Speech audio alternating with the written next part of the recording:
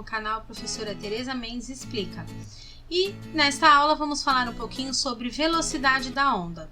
Em aulas passadas falamos sobre fenômenos periódicos, que está dentro do conteúdo de ondulatória, e também falamos sobre tipos de ondas. E hoje vamos falar um pouquinho sobre a velocidade. Mas antes de falar da velocidade da onda em si, eu vou relembrar aqui para vocês essa fórmula aqui, ó, que não é novidade para ninguém, onde nós temos aqui a velocidade de um corpo, aqui nós temos a distância,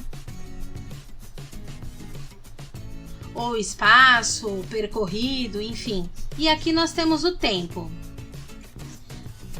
Esse tipo de fórmula é utilizado quando a gente quer calcular a velocidade de um veículo, a velocidade de um objeto e etc.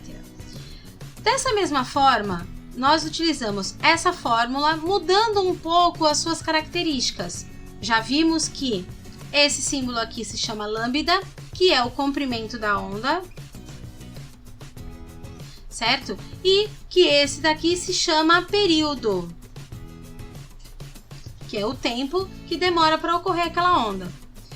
E sabemos também que o F aqui é a frequência, certo? Então, vamos supor que eu tenho um exercício e a primeira coisa que eu vou fazer nesse exercício, analisar se esse exercício está me dando além do comprimento da onda ou da velocidade, ele está me dando o período ou a frequência. Se ele me der o período, eu vou utilizar esta fórmula. Velocidade média é igual a lambda dividido pelo período. Se ele me der a frequência, eu vou utilizar esta fórmula. Velocidade é igual a lambda vezes a frequência. Então, eu vou citar um exemplo de cada aqui. Vamos supor que eu quero nos dois descobrir a velocidade. Então, no exercício está dizendo que eu tenho 200 metros de comprimento e essa onda ela percorreu aí isso em 2 segundos. Logo, eu vou calcular minha velocidade média. 200 dividido por 2, a minha velocidade média, 100 metros por segundo. Mas vamos supor que ele não deu o período, ele deu a frequência, pois eu calculo da mesma forma, né? Então vamos supor, velocidade é igual, vamos supor que o comprimento da onda seja 20 metros, certo? E a minha frequência, aqui é metros, só para vocês entenderem, e a minha frequência em hertz está dizendo que é 2 hertz. Então, a minha velocidade aqui será 40 metros por segundo, porque velocidade sempre metros por segundo.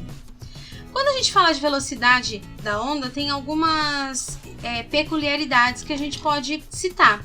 Por exemplo, se eu tenho um meio diferente, meio de propagação, né? Um meio diferente, tá?